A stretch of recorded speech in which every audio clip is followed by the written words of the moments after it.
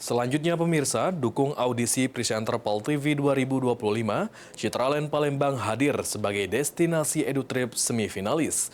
Lewat kegiatan ini, peserta diajak belajar langsung reportase seputar hunian Citraland.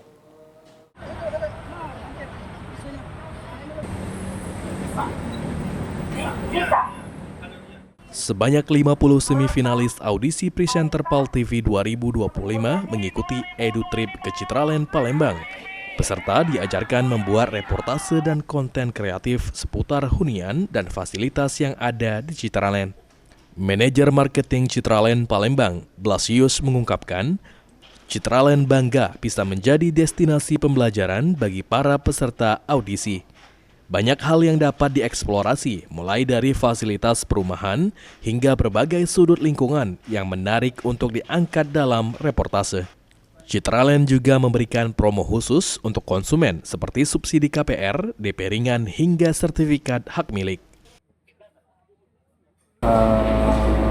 Terima kasih Pak Titi sudah mempersiapkan kembali sebenarnya untuk Citraland Palembang sebagai salah satu destinasi pembelajaran untuk audisi TV. Ya.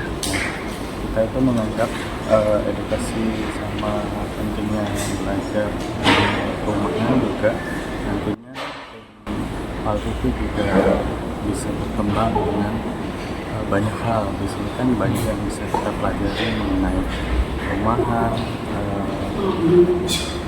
utilitas atau environment yang ada.